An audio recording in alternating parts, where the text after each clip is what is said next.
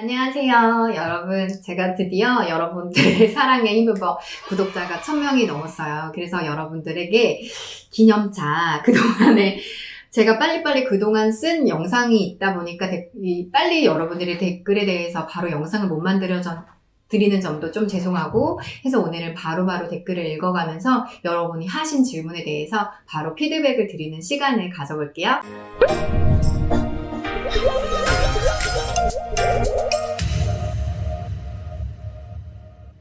오늘은 여러분에게 처음에 말씀드렸던 것처럼 댓글을 읽고 바로바로 피드백 드리는 시간인데요.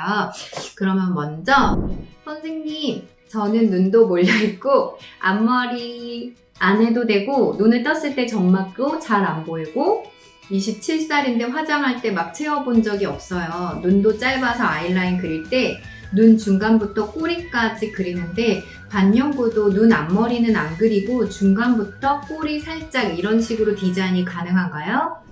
네, 정답. 가능합니다. 어차피 반영구는 여러분의 장점은 살리고 단점은 보완하는 거거든요. 특히 저희 메이지유가 하는 방법이 그렇고요.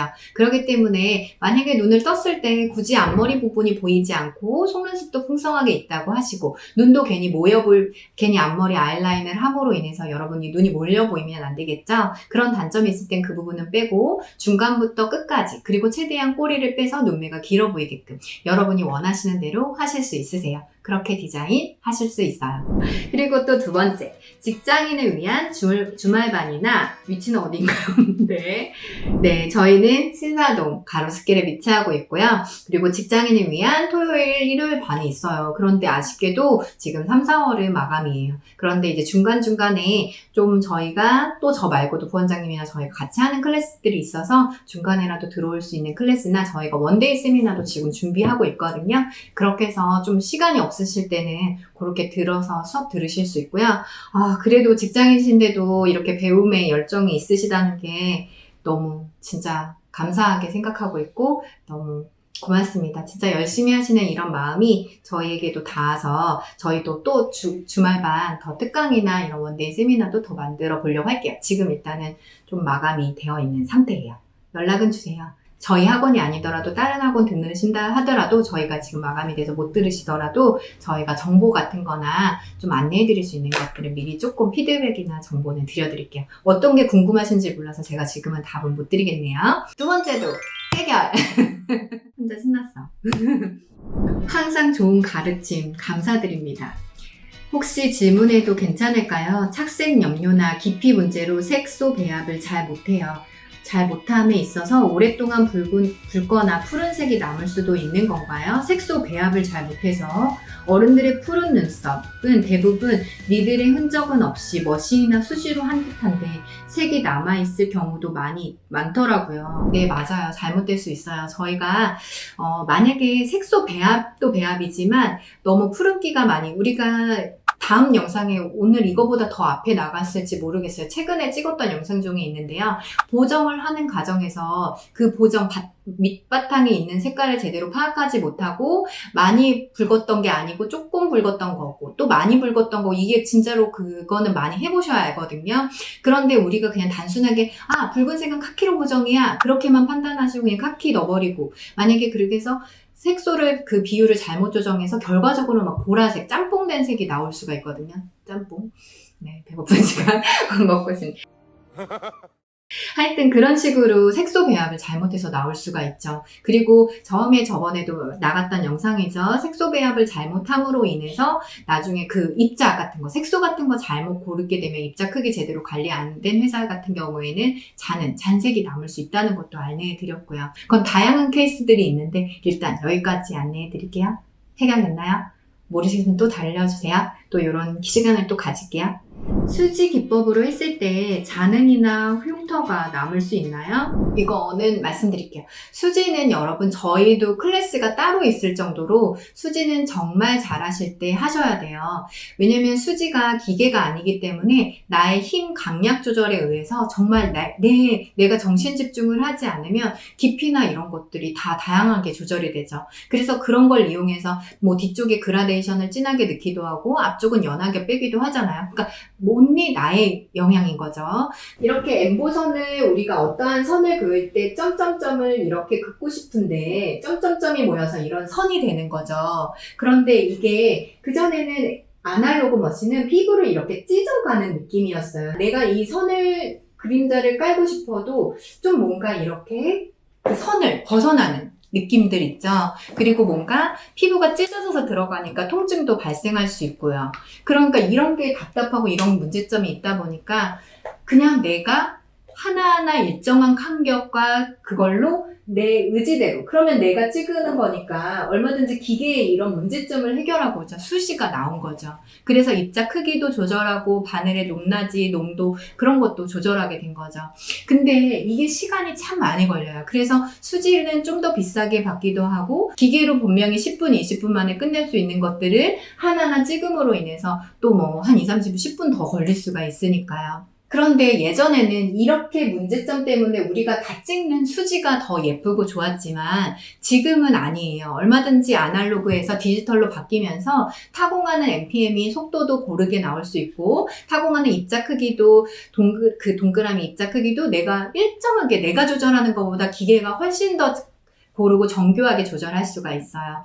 그러면서 여러분들이 더 쉽게 할 수 있고 수지처럼 자연스러운 퍼트림과 그라데이션을 줄 수가 있는데 굳이 하나하나 일일이 할 필요가 없죠. 그리고 내가 정말 정신 집중을 잘 안 하게 되면 딴 생각하게 되면 그 깊이 조절이 아직은 익숙하지 않을 때는 푹 찍힐 수 있기 때문에 저는 아직은 더 많은 숙련도가 있지 않기 전에는 조금 비추하는 편이에요. 그래서 그런 걸로 인해서 얼룩이 생길 수가 있거든요. 펌을 하고 시간이 지나면 짜글짜글해지는 건 왜 그런가요? 네, 고객님 짜글짜글해지는 거 정말 문제 있는 겁니다. 시간 한번 체크해보세요. 일제 바르고 이제 바르고 할 때 솔직히 10분 정도 전부터 좀 닦는 거를 안내하고 싶어요. 그래서 최대한 15분이 안 넘게. 그 이제가 약간 좀 짜글짜글해지는 현상이 생길 수 있거든요. 그게 이제 롤링이 말리면서 거기가 좀 중화하는 과정에서 그렇기 때문에 시간 체크 해보세요. 솔직히 진짜 내가 시간을 정말 10분 내외로 이제 닦는 작업이 이루어지고 있다고 하는데 아니면 15분까지 가셔도 되는데 짜글짜글해지신 분들은 10분에서 10분 안으로 좀 닦으셔야 돼요. 빨리 이게 얇으신 분들을 그렇게 오래 하시면 안 되거든요. 8분, 7분 할 때도 저는 있어요. 그래서 좀 얇거나 뭐가 약하신 분들 같은 경우에는 조금 이제를 바르는 시간을 다 줄이셔야 돼서 이제 일제. 그런데 그렇게 됐다 하는 거는 뭔가가 한 거 아닐까요? 네, 조심하셔야 됩니다. 최고! 진짜 꿀팁! 영상 볼 때마다 느끼는 건데 너무 귀여우신 것 같아요. 특히 웃을 때 매력이. 정말요? 고마워요. 네, 귀엽다는 말을 좋아하고 나이 어려 보인다를 좋아할수록 나이가 많은 거죠. 옛날엔 귀여워? 뭐가 귀여워? 지금 너무나도 좋으네요. 이런 글이 저를 힘나게 합니다. 어떻게 보면 솔직히 아실까요? 이런 영상을 시간을 빼서 이렇게 영상을 찍고 한다는 게 이 시간에 또 손님을 받거나 아카데미 운영할 수 있는데 또 여러분 또한 제가 만나는 시간이 이런 글을 통해서 제가 그 전까지만 해도 저 이거 유튜브 찍는다 할 때 우리 여기 선생님들은 아실 거예요. 왜냐면 저 힘들어요. 찍기 싫어. 막 이랬다가 지금은 좀 기다려지는 시간인데요. 그렇게 되기까지 여러분들의 이 댓글을 보면서 여러분들이 어딘가에서 저를 보시는 분들이 계시고 또 이렇게 응원 메시지를 주시는구나 하면서 제가 좀 힘나게 됐던 것 같은데 그래도 너무 감사합니다. 제가 안 그랬었으면 솔직히 이거를 그만했을 수도 있을 것 같아요. 왜냐면 되게 이게 여기 아무것도 없어요. 여기 아무것도 없는데 저 혼자 여러분 안녕하세요 반가워요 이게 하는 게 조금 민망할 때도 많이 있었거든요. 그래서 좀 이거는 연예인 아니면 못할 것 같다고 그랬었는데 여러분들이 이렇게 표현해 주시고 하트 보내주시고 하는 게 저에게 정말 힘이 나서 어딘가에서 저의 영상을 보고 이렇게 응원해 주시고 그런 게 또 도움된다는 걸 알게 되니까 저도 더 신이 나서 찍게 되는 것 같아요. 너무 감사합니다. 네, 많이 웃을게요. 귀엽다고 하시니까. 그리고 눈썹에 문신한 사람들을 보면 파랗거나 빨강색이 많던데 색소랑 시술 때문이었다니 이런 거 알고 눈썹 문신한 사람 아마 없을 거예요. 시술하는 사람도 잘 모르겠네요. 네, 맞아요. 우리는 똑똑하게 요거 미리 공부하셔가지고 체크하시고 연습하시면 좋겠죠. 아이라인 머신 좀 알려주세요. 궁금합니다. 디자인 펜슬은 어떤 거 쓰세요? 저는 머신 솔직히 다양하게 쓰는데 가격대가 솔직히 50만원, 100만원짜리도 있고 300만원짜리도 있고 뭐 진짜 500, 1000만원짜리도 있는데 저는 보통은 그냥 좀 저렴한 것 중에서는 봄텍 거 많이 쓰고요. 봄텍 아이라인 같은 거 그냥 머신, 디지털 머신 쓰고 그 다음에 좀 더 가격 나가는 거는 아미야, 독일제 아미야 기계 쓰고 있고요. 한 300에서 500, 450만원 정도 사인 것 같아요. 그리고 그 다음에 더 비싼 건 누보 컨투어 제품도 있고 그래서 봄텍이나 그런 데 회사는 이거 한국 회사거든요. 봄텍은 그런 회사 거 가까운데 여기가 에이스 또 되기도 하고요.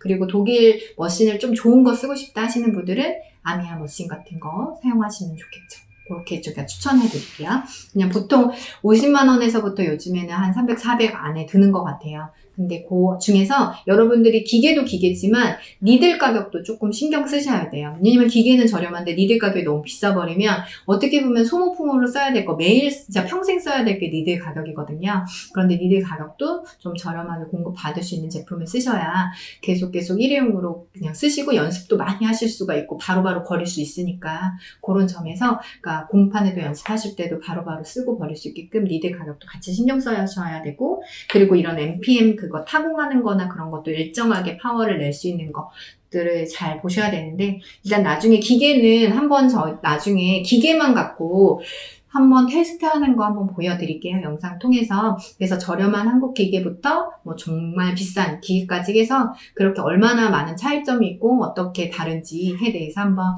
여러분은 혼자 하시니까 여러 기계를 사실 수는 없잖아요. 근데 저는 이제 매장도 운영하고 또 학원도 운영하니까 여러 기계들이 있거든요. 그래서 여러분은 쉬운 거 하시고 저는 그 중에서 어려운 거 제가 다 준비해가지고 여러분에게 직접 보여드리는 영상 하나 찍을게요. 그리고 디자인 펜슬 어떤 거 쓰냐면요.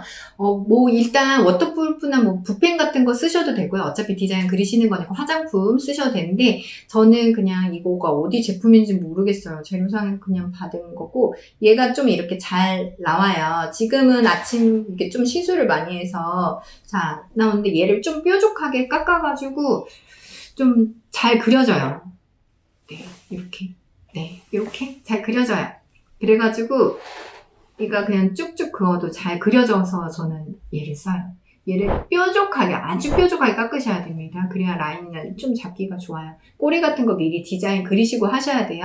왜냐면 나 처음에 할 수 있어 하고 그냥 하시면 안 돼요. 디자인 짝짝이 나오는 순간 아이라인은 특히 진하게 들어가기 때문에 못 빼요. 빼기도 힘들고 그리고 뭐니 해도 아파요. 너무 아파요. 눈썹 레이저 빼는 거랑은 차원이 다릅니다. 진짜 죽다 살아날 수 있기 때문에 정말로 아이라인은 신중하게 하셔야 되고 그리고 디자인을 미리 그려놓고 하세요. 저도 지금 10년 넘었는데도 눈은 딱짝이이신 분들 많기 때문에 저도 좀 짝짝이거든요. 한쪽 올라가고 내려가고 그래서 미리 디자인 작업하시고 시술하시는 거 추천해요. 뭐 점막만 채우실 때는 괜찮지만 꼬리 같은 거 라인에 따라서 달라 보일 수 있기 때문에 미리 디자인을 그려놓고 그걸 따듯이 그리시는 거 추천하고요.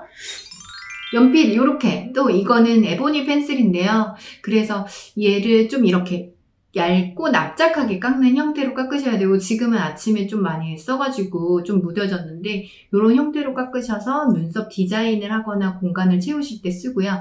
얘가 날렵해야지만 눈썹 라인이 두껍게가 안 져요. 그래서 날씬해야지 바늘 하나 정도 들어갈 정도로 아주 날렵한 라인을 그리셔야지 여러분의 디자인에 오차가 안 생기니까 이런 에보니 펜슬 추천합니다. 원장님 시술하실 때 어느 방향에서 하시는지 궁금하고요. 계속 서서 하시는지 허리가 안 좋아요. 맞아요. 저도 여기 댓글 달았죠. 저도 허리 안 좋아요. 디스크예요. 그래서 솔직히 제가 반영구 하는 이유이기도 하거든요.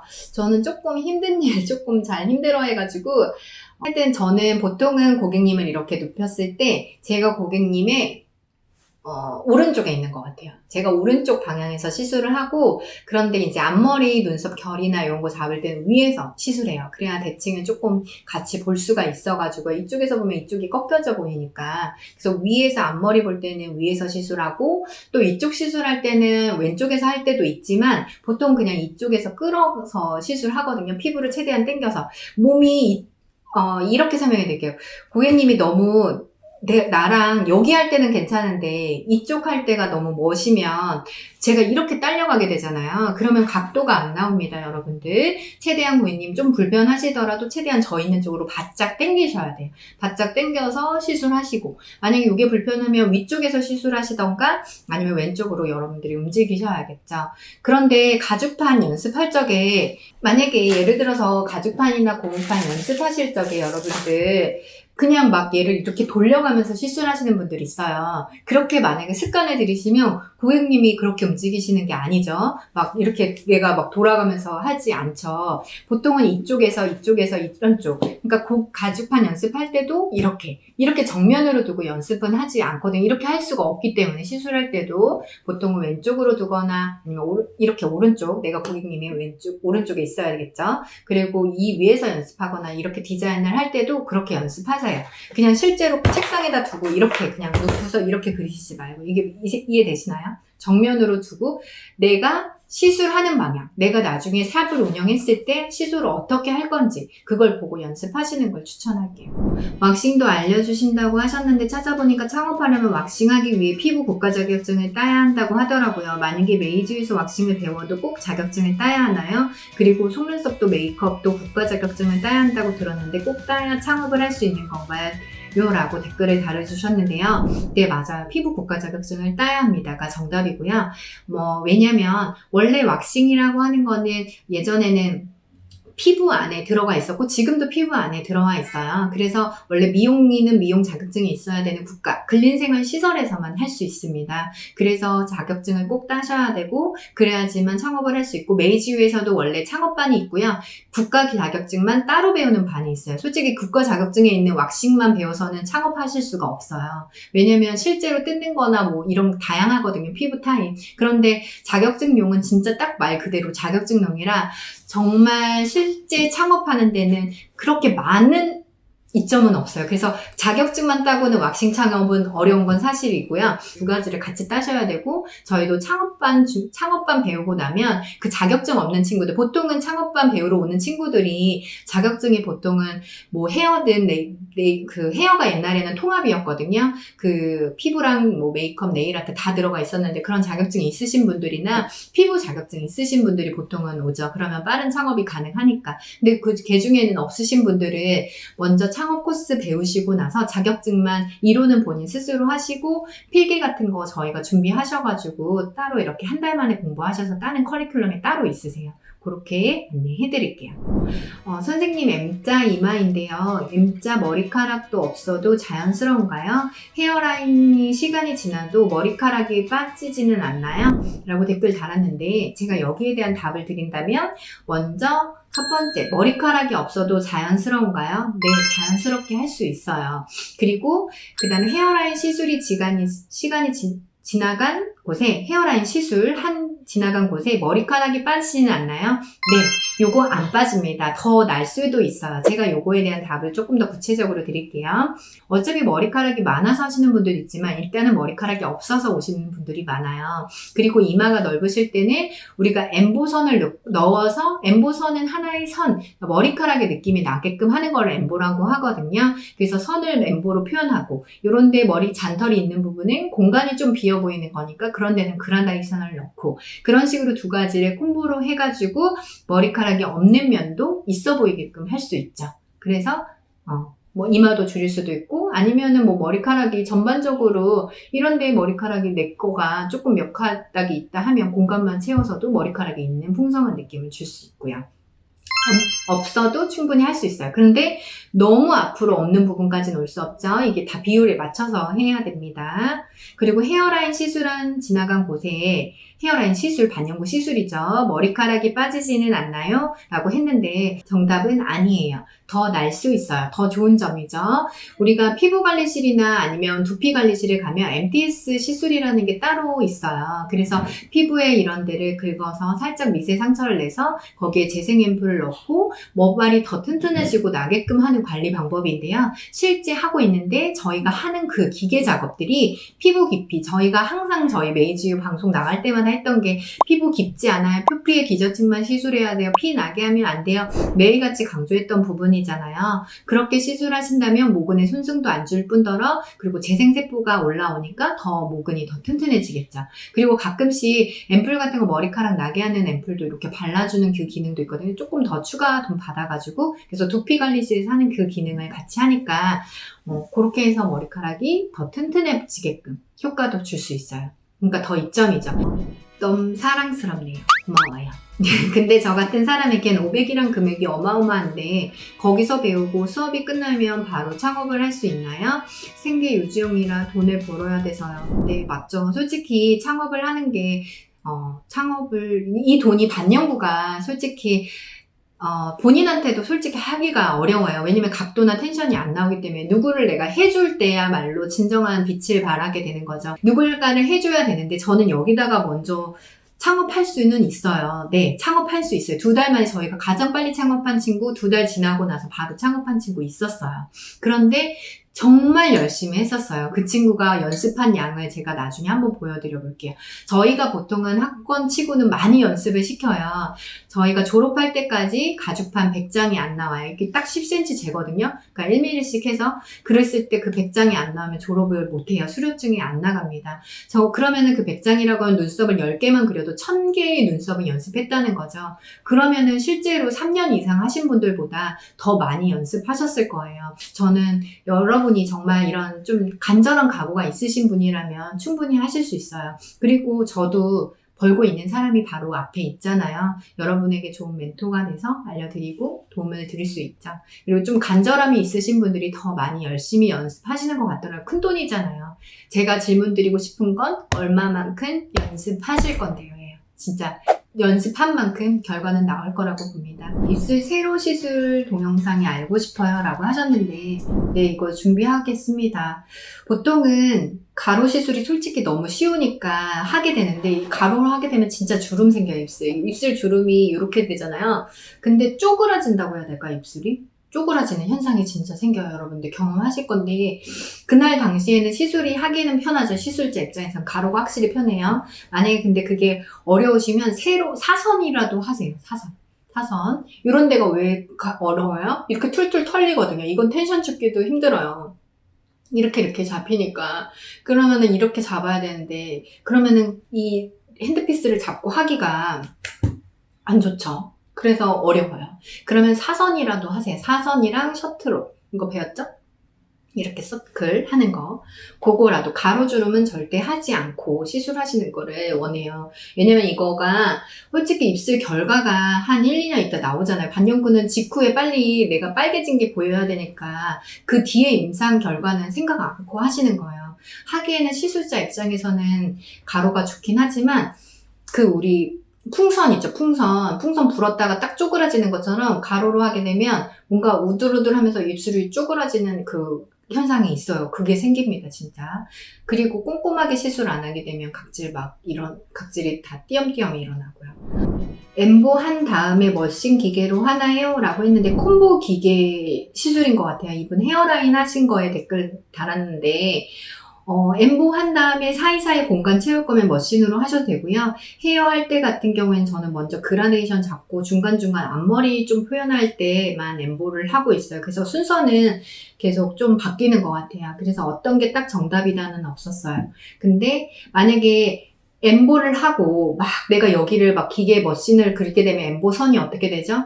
다 이렇게 무너지겠죠? 그래서 좀 그렇긴 하지 않고 엠보를 하고 나서 그라데이션 넣게 되면 그 사이사이 공간을 좀 채우는 방법으로 들어가요. 이해되시나요? 엠보 선을 손상을 주지 않으면서 그 사이사이 그라데이션을 준다는 거죠. 그래서 그게 하나하나 하기가 어려울 때는 그라데이션 먼저 잡고 엠보 선 잡아요. 그렇게는 잡고 있어요. 한 가지 더요. 질문에 왼쪽 눈썹을 공책에 드로잉할 때 아래에서 위쪽으로 첫 부분을 했는데 공책은 똑바로 펴서 편안하게 그렸는데 유튜브 시술할 때는 찾아보니 베드에 누워있고 왼쪽 눈썹을 머리 위에서 하더라고요. 그럼 고무판도 같은 방향으로 제가 공책에서 하는 방향이랑 정반대의 연습을 해야 되는 건지요. 대부분 머리 위에서 하더라고요. 네, 맞아요. 방금 전에도 좀 더 이야기했죠. 조금 이왕이면 내가 앞으로 시술할 위치에서 공책을 두시고 시술하는 거를 좀 추천해요. 그러면 또 그대로 습관이 돼서 또 나중에 실제로 사람한테 할 때는 각도가 안 나올 수가 있기 때문에 그래서 저는 저희 학생들한테도 해도 아직 이 손은 필요 없잖아요. 드로잉하고 스케치 하는데 이 손이 무슨 필요가 있겠어요? 그치만 텐션 잡을 때 실제로 실수할 때 필요하거든요. 그래서 가짜 텐션을 그냥 잡고 드로잉 하라고 안내하고 있으니까 여러분도 그렇게 한번 실제 실전이라 생각하시고 연습하시는 게 좋을 것 같아요. 그냥 스케치는 스케치 따로, 실제 시술은 시술대로 따로, 그러면 두 가지를 연습이 계속되는 거잖아요. 그냥 하나 연습하실 때 계속 내가 원래 가려는 방향대로 시술할 때 편한 자세로대로 계속 연습을 해가셔야죠. 그쵸? 사람 머리를 계속 공책처럼 옮길 수도 있는 것도 아니니까 고정을 해 놓으시고 계속 왼쪽, 오른쪽, 위쪽 이렇게 움직이시면서 하시면 되겠죠. 그래도 가장 쉽게 알려주는 EasyU. 네, 안녕하세요. 청구독자 기념으로 여러분들에게 오늘은 댓글을 읽어드렸고, 다음번에 한 또 2,000, 3,000 구독자가 되는 순간 또 이렇게 빨리 여러분들에게 질문에 답을 해드릴 수 있는 시간을 가져볼게요. 여러분들 많이 그래도 댓글도 달아주시고 사랑해주시고 응원 메시지도 보내주셔서 좋고요. 그리고 가끔씩 좋아요와 싫어요 있으신 분들 있는데, 싫어요 좋습니다. 좋아요. 근데 왜 싫은지 영상에 댓글 조그맣게라도 달아주시면 좋을 것 같아요. 그러면 저도 발전하고 또 여러분이 원하는 거 어떤 부분이 문제였는지도 저도 발전할 수 있고 또 여러분에게 정말 사랑받고 싶은 저예요. 네, 오늘도 여러분 오늘 이렇게 댓글 형태로 읽어주시면서 만나봤고요. 오늘도 만나고 다음 시간에도 또 만나요. 안녕!